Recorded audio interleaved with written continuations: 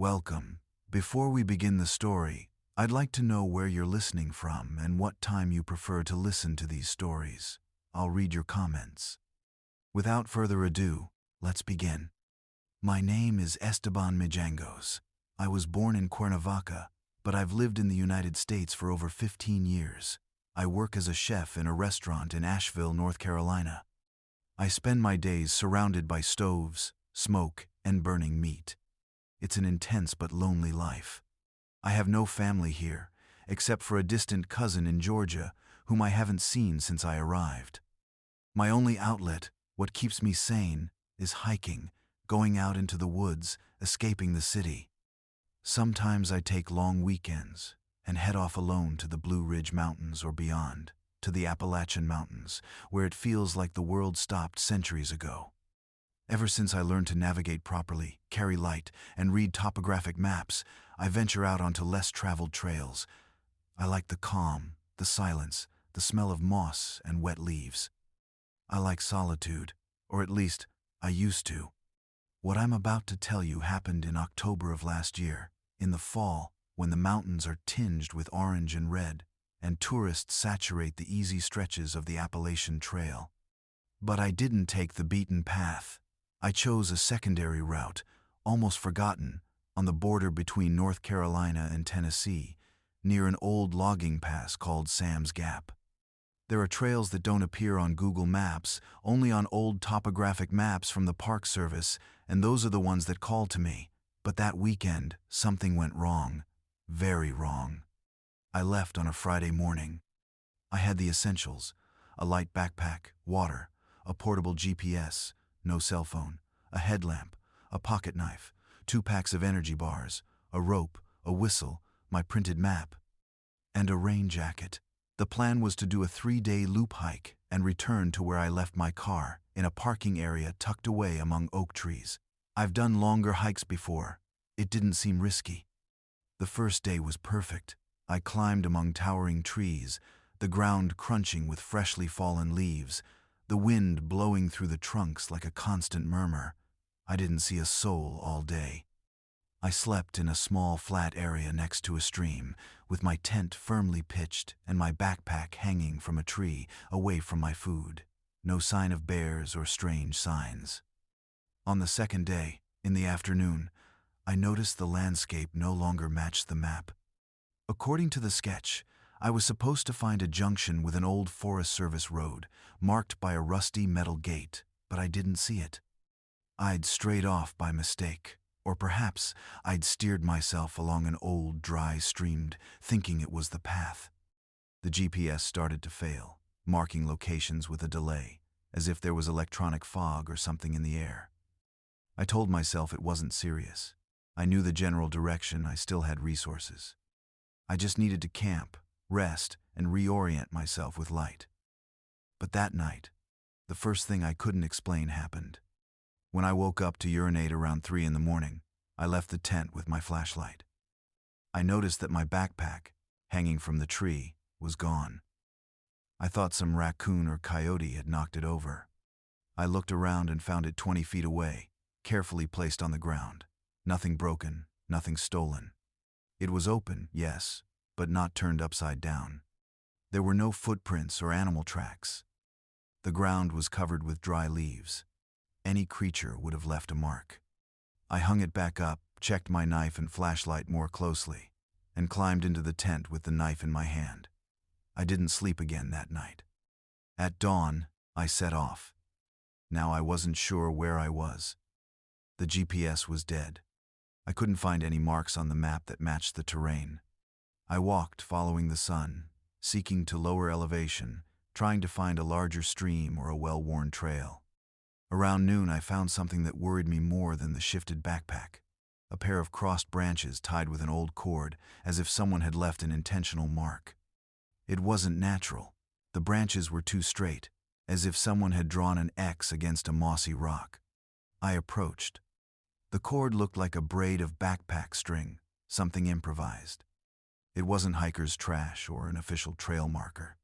I kept walking, feeling watched.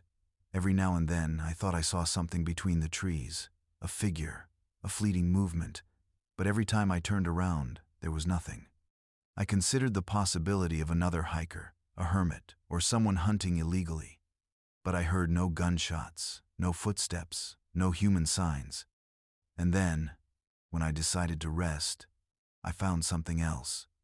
A red handkerchief, stained with dirt, folded and placed on a log, as if someone had left it for me. I don't use handkerchiefs. No one caught me. I didn't hear any footsteps, but someone had been nearby and was guiding me, or playing. That night I didn't pitch a tent. I stayed awake, hidden behind a large rock, wrapped in my jacket, listening to the forest. The weather, the moss, the air grew colder, the silence thicker. Around 2 in the morning, I heard a crunch a few meters away, slow, just one, like a boot sinking into dry leaves. I quickly turned on my flashlight. Nothing. I turned it off, waited. Minutes later, another crunch, farther away, then another, behind. They weren't normal footsteps. They weren't animals. They came one by one, as if someone knew when to stop. I took out my whistle, blew it loudly. No one answered. No echo, no birds, no wind. The next day, I found the X made of twigs again, but it wasn't the same one. It was somewhere else, with dry leaves placed around it, forming a circle. I began to think I wasn't lost by accident, that I was being pushed somewhere.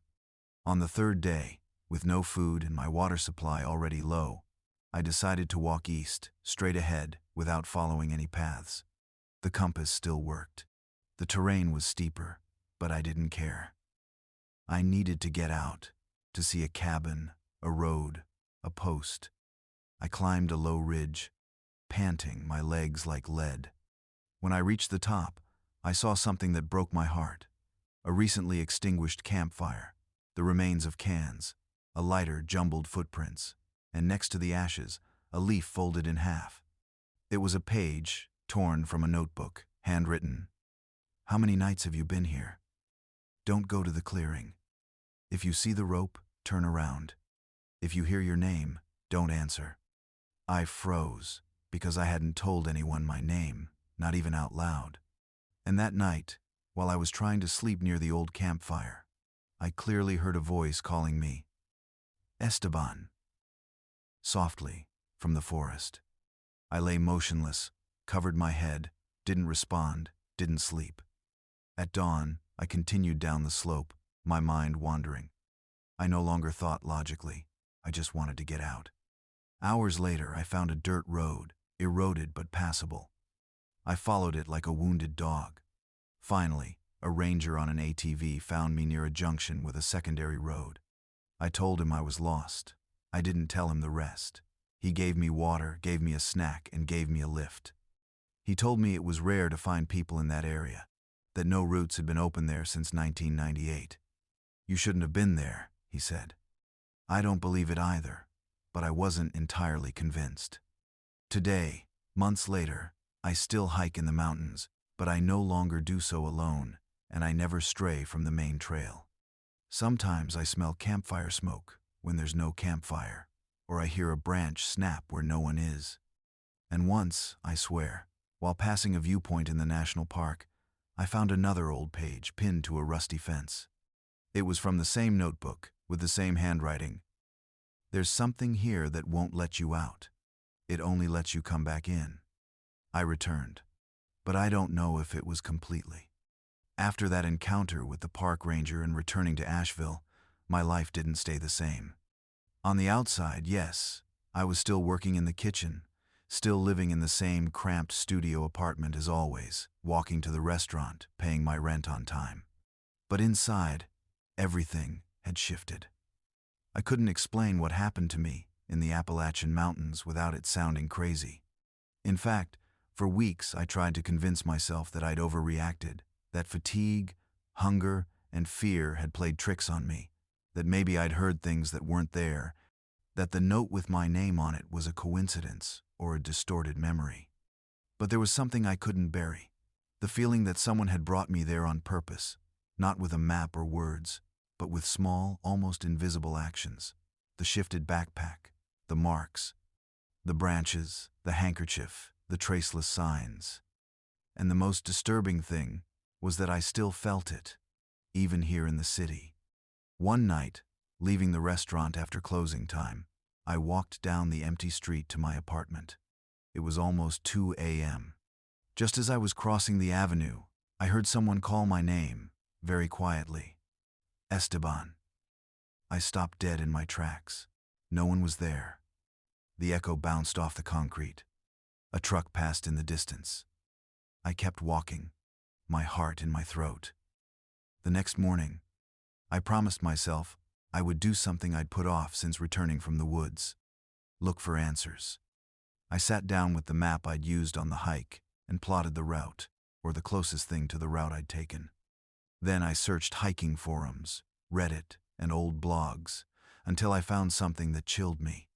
A 2013 thread in which an anonymous user recounted a similar experience. They'd gotten lost near Sam's Gap, found an X made from branches, and further down, a handwritten note that read, "If you hear footsteps behind you, keep walking. Never turn around." That message didn't sound unfamiliar to me. I looked further. I found another account from a young man who claimed to have seen figures in the trees while hiking in that area.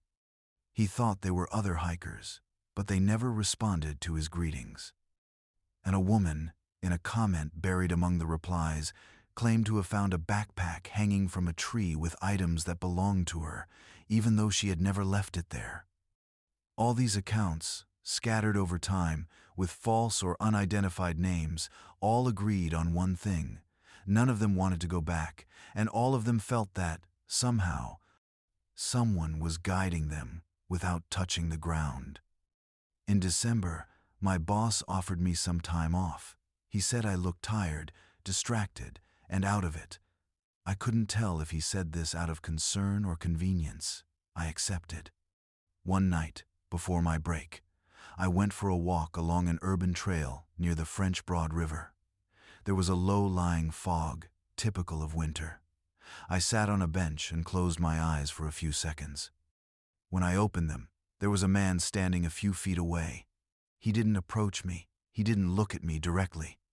He was wearing a waterproof jacket like mine, a dark hat, and, in his hand, something that looked like a notebook. I didn't say anything. I didn't get up, and after a few seconds, he simply walked off down the trail without looking back. I stood there until the cold seeped into my bones.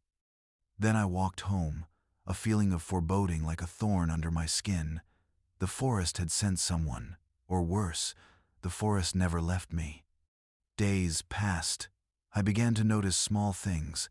A branch draped across my apartment door on a Friday morning, a loose page, torn from a notebook, lying next to my car's windshield, with no message, just a number written in the corner, 4, and then the footsteps. At 3 in the morning, every so often, I heard footsteps outside the building, slow, shuffling, but when I peeked inside, the street was empty. I convinced myself I had to go back, not out of curiosity or courage, but to gain some closure or to confirm whether what I experienced was real or just a buildup of poorly digested fear. So, one cold January morning, I returned to Sam's Gap. I left the car in the same place. I had the essentials: water, compass, whistle, knife, and a small journal in case I needed to leave a note too. I didn't walk far. The woods seemed different, more enclosed, darker, despite the open sky. And when I came to a fork I didn't recognize, there was the X made with twigs again, and beside it, another leaf, in the same handwriting as before. "Do not return more times than you came in." I read it over and over again without understanding, but when I turned to go back, I no longer recognized the path. The same twisted branch, the same moss-covered rock, the same drop of damp earth, repeated. I spent 2 hours walking in circles until, miraculously, I found the road. I threw myself to the ground when I saw it. I didn't sleep that night, or the next. Today marks 3 months since that last return, and a week ago, in my mailbox, I found an envelope with no return address. Inside was a single thing: A photograph on old paper, a blurry, sepia-toned image of a clearing in the forest. In the center of the image, a man with his back turned walks through thin trees, and in the lower corner of the photo, handwritten in blue ink, "You were already here, but I don't recognize the photo, nor the man, even though something inside me tells me the photo hasn't been taken yet." My name is Mariana Samudio. I'm 34 years old, and for almost a decade, I've been photographing and documenting mountain trails, rural routes, and secondary roads. I started in Mexico, in the Sierra Gorda, then in Oaxaca, and over time I've moved to other countries. My thing has always been the hidden, nameless routes, towns where buses don't reach, paths that people have stopped traveling. A few years ago, I opened a site called Camina Sola, Walk Sola, where I publish travel chronicles. I never expected it to become popular, but apparently there are more people like me, tired of the concrete and yearning for silence.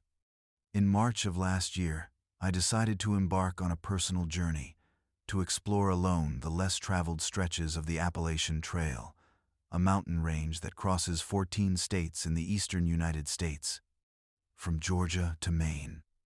While there are well-known and even tourist-traveled trails, there are also secondary forks, hunters' routes, and old, forgotten paths that don't even appear on modern maps.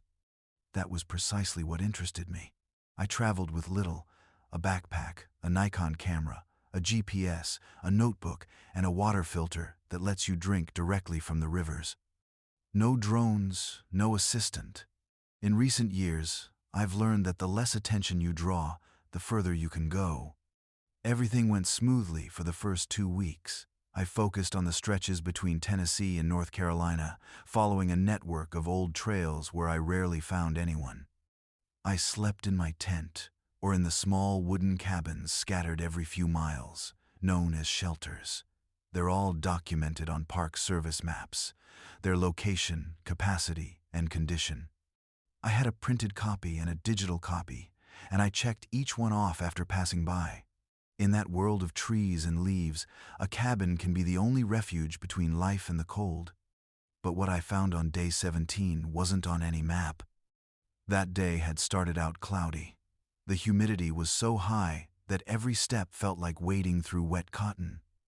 I was on a stretch almost parallel to the Appalachian Trail, but off the official trailhead, following a route marked only by orange ribbons tied to scattered branches.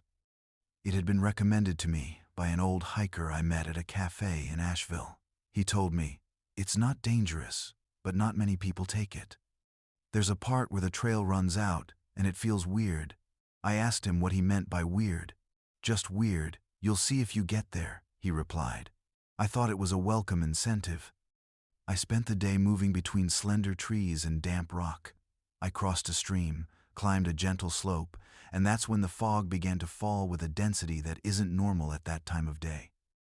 It was 3 in the afternoon, and I could barely make it out 10 meters away. I thought I'd strayed, but the GPS showed I was heading in a constant direction. I planned to go just another kilometer before looking for somewhere to sleep, and that's when I saw the cabin. I didn't hear it. I didn't smell it. It just appeared in the fog, as if it had been there all along. It wasn't like the shelters I'd seen.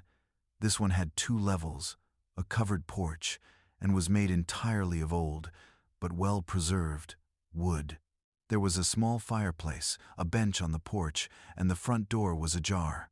I pulled out the map. There were no registered cabins in that area. I checked the GPS. No buildings, just woods.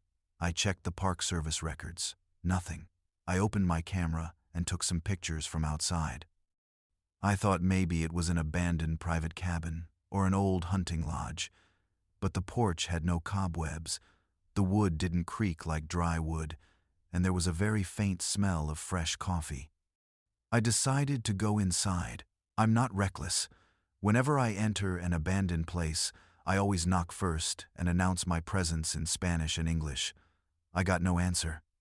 I carefully pushed the door open and leaned halfway inside. The first thing I noticed was the heat. It wasn't stifling, but it was warm, as if someone had recently been inside. The fireplace was unlit, but still had warm gray embers. Inside, a wooden table with 2 chairs, a rustic kitchenette to one side, a narrow staircase leading upwards at the far end, a single bed made with clean sheets in the left corner, and, beside it, a moss-green camping backpack. I approached slowly. The backpack wasn't dusty or damp. I opened it carefully.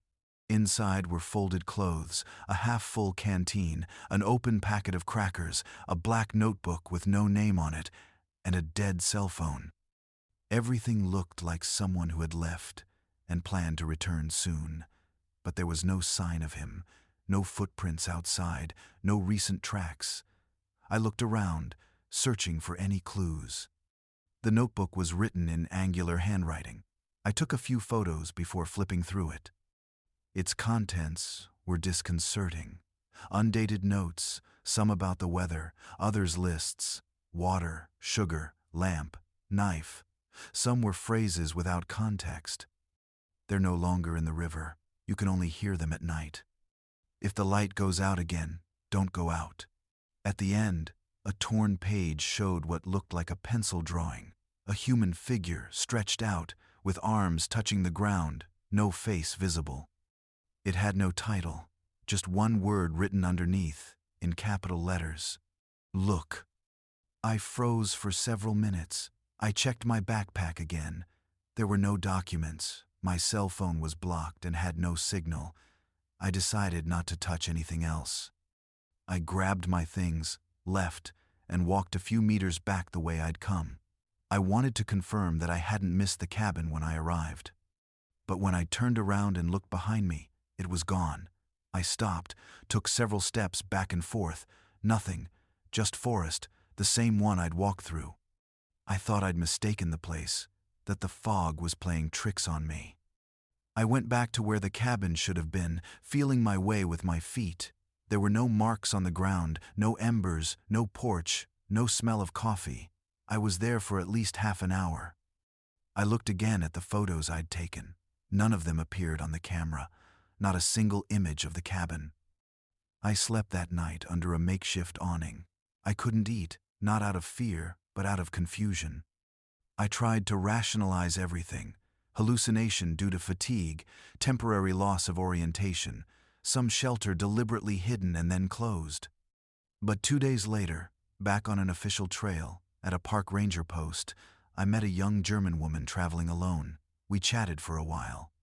I gently told her I'd taken a lesser-known route, and she suddenly said, "Did you see the cabin that doesn't show on the maps?" I felt my chest tighten. "Have you seen it?" I asked. She nodded, without a trace of humor. 2 years ago, at an unnamed fork, I saw a light inside, but I didn't go in. I took photos, and they weren't saved. I was told later that there was an observation base in that area in the 1960s, closed, unregistered, but it's not official. No one finds it twice. Today I continue traveling, but not alone. I've learned that there are places that don't want to be documented, and others that are half there, like traces of something that happened, but that the world wants to forget.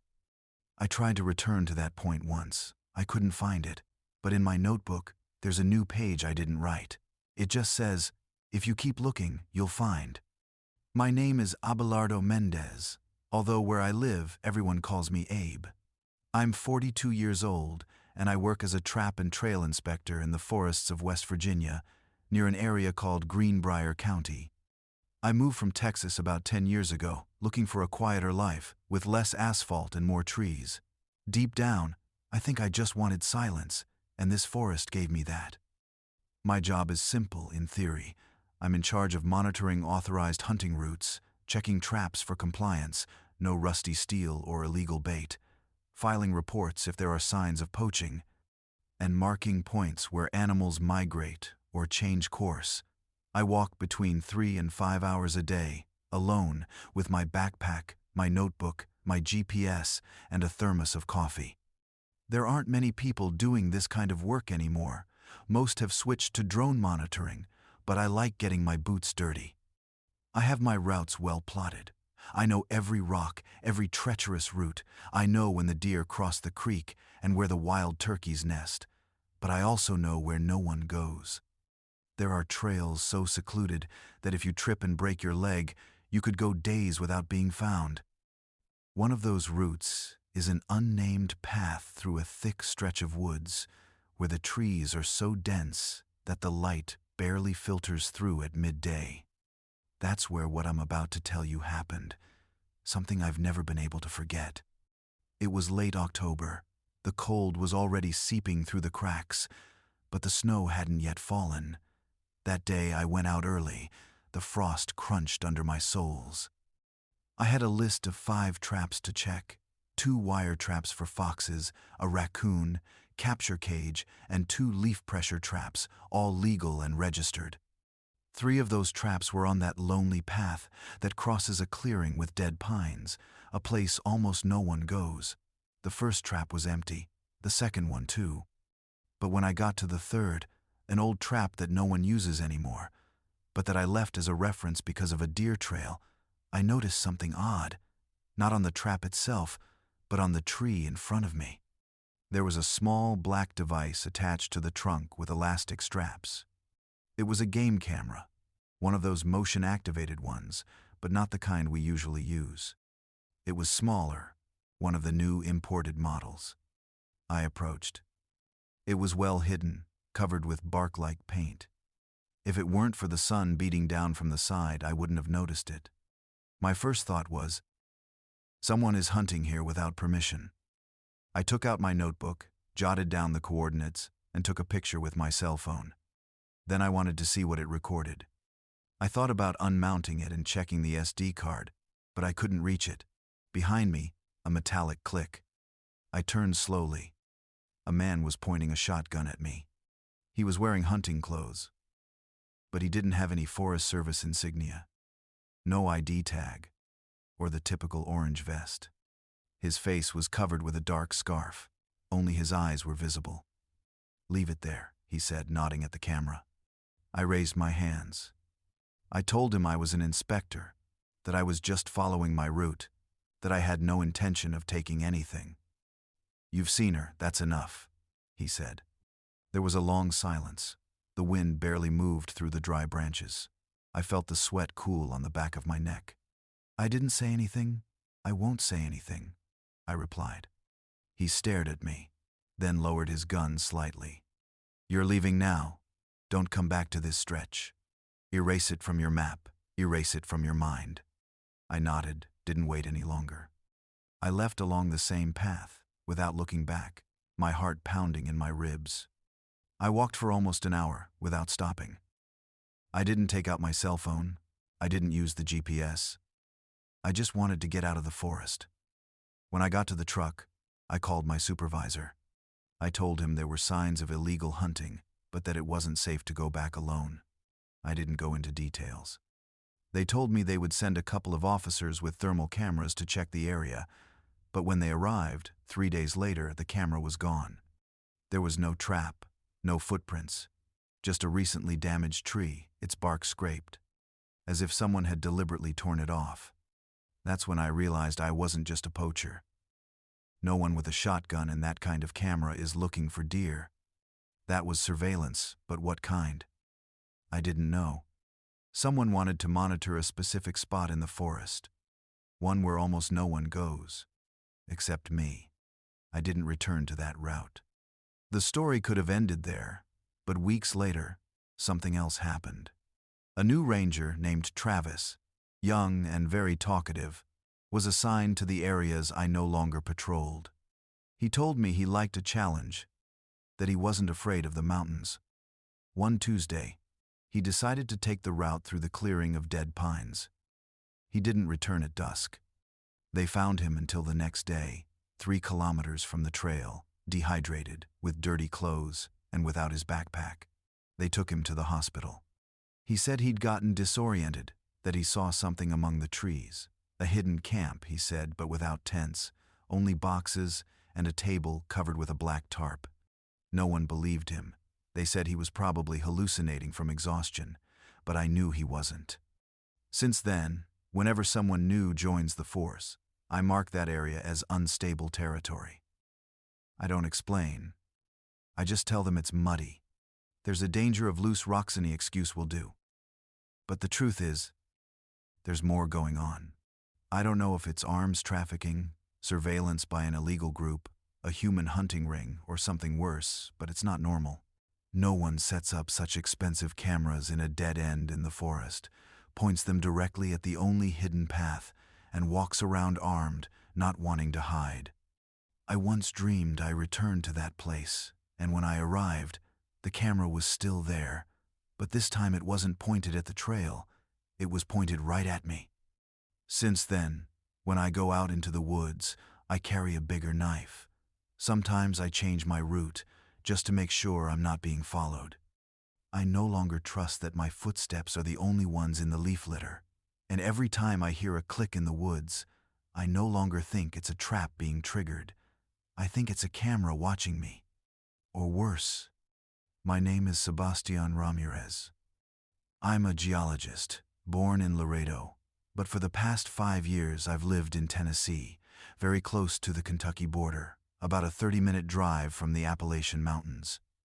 I came here for work, for that strange passion some of us have for rocks, maps, and the bowels of the earth. My younger brother, Marcos, recently came to live with me after losing his job as a platform maintenance technician in the Gulf. He has a good eye for mechanics, but he carries with him a dangerous curiosity, the same one he had as a child, when he would go into dry wells and abandoned buildings. The story I'm about to tell you isn't easy. I could tell you it has to do with a discovery, or a crime, or some technical anomaly, but no. This is different, because what we discovered in that mine in the Appalachians shouldn't have been there, and most importantly, someone else knew about it. It all started one autumn afternoon, about 7 months ago. We were out hiking on an old trail near Harlan, Kentucky, an area of rolling hills, tall pines, and low fog. My brother had read on a hiking forum about an old abandoned coal mine tucked into the side of a mountain in southern Kentucky. He said the locals avoided talking about it, that the openings had been plugged for over 30 years, and that, according to the few who had made it there were still traces of old equipment, rusted rails, and tools no one bothered to remove. It was the kind of place Marcos couldn't resist. I had my doubts. These mines are death traps, collapsed tunnels, trapped gases, vermin, but they also have history. So I brought a powerful flashlight, my work boots, a CO2 sensor, and masks. Marcos carried an old camera, a backpack with protein bars, and a knife. We climbed for almost 2 hours. The thick fog muffled all sounds. It felt like we were walking inside a giant, wet mouth.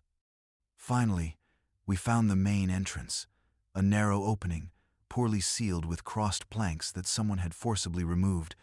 We weren't the first to arrive. Inside, it was pitch black.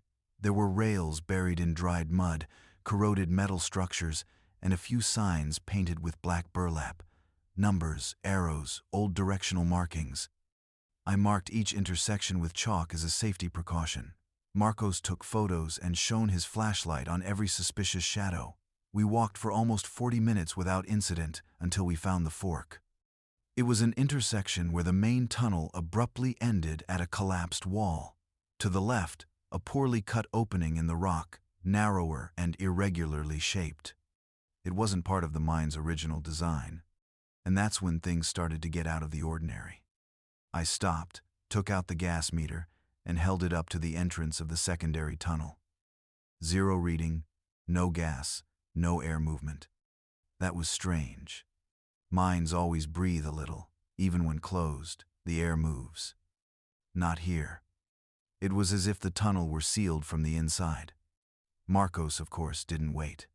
He ducked in, crouching, the camera hanging from his neck. I followed him carefully. The tunnel had smoother walls, too smooth. There were no marks of explosives or signs of manual drilling. It was as if someone had carved the passage with precision machinery, but without the dust, without the traces. And then we saw it. About 20 meters into the artificial tunnel, we found a metal hatch, not a mine door, nothing rustic. It was a heavy, industrial steel hatch with hidden hinges and a rotating mechanism, like those used in containment facilities. In the center, a small, dark glass viewing window. It was closed. "This isn't 30 years old," Marcos said, touching the surface. "This is new, or almost." I didn't say anything. I knew. Nobody installs a door like that by accident. Someone put it there to hide something. And the strangest thing, the ground in front of the door had fresh boot footprints pointing inward, but not outward. It was as if someone had entered and never left. Marcos took out his knife and started looking for a way to open it. I stopped him. "If that door is locked from the inside, you're not going to force it. And if there's someone there, it's best not to make a sound." He looked at me as if I was exaggerating, but for the first time he hesitated. I saw it in his eyes. We took photos, noticed something else.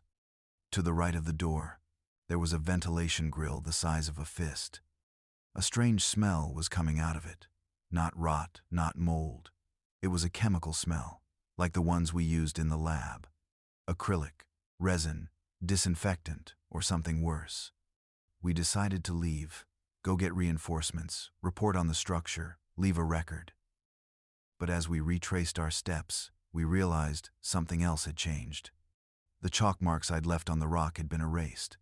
It wasn't damp, it wasn't wear and tear. Someone had gone over there with a rag or their hand and rubbed them away. And it wasn't just one or two places. It was the entire way back. I felt cold. Marcos looked around, looking for signs of anyone else, but there was no sound. Just silence and the occasional drip of water from the walls. We quickened our pace. When we left, it was already nightfall. The fog had lifted. The air was thick, colder. But what chilled my blood the most was what we saw when we got back to the car. They'd marked our windshield with a dirty finger, a single word, "Out." We didn't say anything on the way back. Just the sound of the engine, the radio off, each of us lost in our own heads. When we got home, we put everything in a folder. Photos, location, notes. We thought about filing a complaint, calling the police, but what were we going to say? We broke into an abandoned mine and found a new door. They were going to laugh, or worse, they were going to go and make everything disappear. The following days were strange. A drone Marcos had left charging in the garage was found broken, its propellers severed. An envelope with no return address slipped under the door. Inside, a black and white photo of the two of us, right in front of the hatch, from above. Someone had followed us, someone had seen us, and someone was controlling that entrance. We decided to return one last time, without cameras, without lights, just to check if it was still there and if anyone was watching. We arrived at dawn. The mine was the same, the path to the hatch intact, but when we approached, it was gone. The artificial tunnel was still there, but it ended in a solid wall. The door had been removed, as if it had never existed. The floor was smooth, the boot prints were erased. And where the ventilation grate had once been, there was only a stone fitted perfectly, as if it had been sealed. Today, we still have that folder stored away, the photos, the notes, the plans. Sometimes we wonder what was behind that door, a military installation, a hidden laboratory, illegal mining. We don't know, but one thing is certain. That tunnel wasn't part of any registered mine, and someone made sure we forgot about it. Sometimes, on very quiet nights, we hear noises in the garage, footsteps, a turned-off car, a missed call from an unknown number. We don't say anything, just stare at the folder and remember the word on the windshield. Out. But it's too late, because we're already in, and even if they've buried it, we know it's still down there, waiting, and no one digs that deep by chance. My name is Valeria Lugo. I'm 24 years old, Mexican, and I came to study environmental biology at Temple University in Philadelphia. I've always been somewhat wild, one of those girls who climb trees and look for birds' nests on the roofs of houses. I came to the United States on a scholarship. My English isn't perfect, but I can get by. I like to understand how life works without the need for cities, electricity, or asphalt. That led me to enroll in an intensive survival course in the Appalachians, in central Pennsylvania, organized by a group called Backroots. They presented themselves as a community that taught people how to reconnect with the essentials: water, fire, food, and direction. They charged a lot, but they offered 10 days of total immersion in an old-growth forest, without cell phones, GPS, or outside contact. I saw it as an opportunity to challenge myself, to let go of the comfortable world for a while. There were 12 of us, 9 participants and 3 guides. Almost all of the participants were gringos, except for a Brazilian and me. I became close to 2 of them: Jamie, a reserved girl with a Boston accent, and Milo, a skinny, friendly, scarred guy in his 30s. He'd been in Iraq, he said, but didn't talk much about it. The guides were a different breed: cold, methodical, not cracking jokes or smiling much. The lead guide, a gray-haired man named Reed, would say things like, "The forest is the oldest school, and here you don't survive by strength, but by respect." The other 2, Tori and Jared, were younger, but just as expressionless. The first day we walked 5 hours to a clearing by a stream. We set up makeshift tents, learned to light fires with slats and dry tinder, and gathered edible roots. I slept well, exhausted but peaceful. The second day was just as hard. Marches, drills, a silence that sank into our bones. No one wore watches. We relied on the sun and the rhythm of the forest. But on the third day, Milo didn't appear at dawn. His sleeping bag was open, his pack closed, his boots laid out by the extinguished fire. There were no signs of a struggle. At first, we thought he'd gone to relieve himself in the woods and gotten lost. Reed asked us to stay in our areas while he and Jared checked the perimeter. More than 3 hours passed. When they returned, Reed said in a calm voice, "There are no footprints, no sign of him, but this isn't abnormal. Milo probably wanted to leave camp on his own." Some people don't understand what it's like to be alone with yourself. No one said anything, but we all looked at each other. Jamie whispered to me later, "It doesn't make sense. If he'd left, he would have left footprints or told us." And he was right. The ground was damp, muddy, and filled with loose leaves. It was impossible not to leave traces. And Milo was ex-military, not a clueless tourist. That night, no one slept well. Neither did I. I heard footsteps for hours around the camp. Not animal footsteps, human footsteps, Shivi, uneven. But when I peeked out of my makeshift tent, I saw nothing, only pitch darkness and creaking branches. On the 4th day, Reed announced that we would continue the route. He said that if Milo had decided to leave, we couldn't stop the group from moving forward. We were divided into pairs to walk single file. I went with Jamie. We moved in silence, along barely visible paths, guided only by Reed at the front and Jared bringing up the rear. Tori moved between us, like a sentry. We passed through dense areas, filled with trees with exposed roots and thick moss. Sometimes, the sun disappeared completely. We weren't allowed to talk more than necessary. Any attempt at personal conversation was interrupted by Reed with phrases like, "The forest listens," or "Words break concentration." At dusk, we reached higher ground, overlooking a vast valley, but there was no sign of paths, houses, or roads. It was like being in another century. That night, Jamie cried silently, covering her face with her sleeping bag. I approached. "What's wrong with you?" "I don't feel safe. Reed isn't looking for Milo. He's hiding something. He didn't report it. There's no radio, no rescue plan. And if he didn't leave, I didn't know what to say. I just nodded." Then I began to do something I'd been forbidden to do. I marked a tree. I took out a small pocket knife I'd been hiding and carved a simple symbol, an upside-down B, into the base of an oak tree near the camp. I did this without anyone seeing me, and I continued to do it wherever we stopped. On the 5th day, Jamie disappeared. It was more brutal, colder. Her backpack was gone, her sleeping bag gone. Reed didn't seem surprised. Not everyone is ready for this level of immersion. We're sorry, but she's gone too. I pondered. How does someone leave without anyone hearing anything? And why do none of you have radios? Reed calm, as if he'd been expecting that question. Because the forest doesn't allow outside interference. What happens here must be resolved here. That was the first time I felt true fear. Not the irrational fear you see in movies, but the kind of fear that arises when you realize that no one will come to help you and that the people around you aren't on your side. That night, I didn't sleep. I sat, knife in hand, watching the embers burn. I heard the footsteps again, this time closer, more confident, as if they knew I already knew. On the 6th day, Tori found me marking a tree.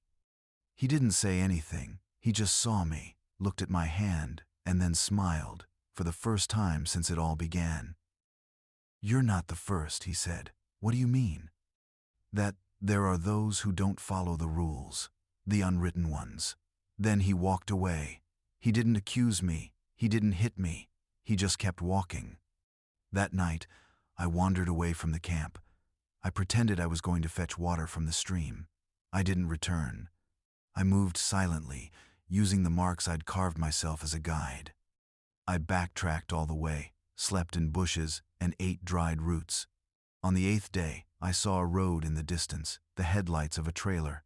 I got out as best I could, almost crawling. The local police didn't believe me. I said I'd gotten separated from the group, that 2 people had disappeared. They told me it was common in survivalist camps, that many left without warning, that if I didn't have proof, there was nothing they could do. What they did do was take me to the hospital. I had signs of dehydration, a cracked rib, and an odd mark on my ankle, a circular bruise, as if something had grabbed me. Afterward, back home, I checked social media. There were no complaints, no trace of Milo or Jamie, nor of the Backroots group. The website no longer existed. The instructor's photos had been deleted. It was as if it had never happened. I tried to contact other participants, but I couldn't find their names. No one else spoke about it, only I remained. And sometimes I think they intended it that way, that the unwritten rules also included forgetting. Now I have a hard time trusting groups, retreats, those people who promise to disconnect you from the world. Because it's one thing to disconnect from your phone. It's another to disconnect from reality and disappear without a trace. I came back, but not everyone does, and no one explains why.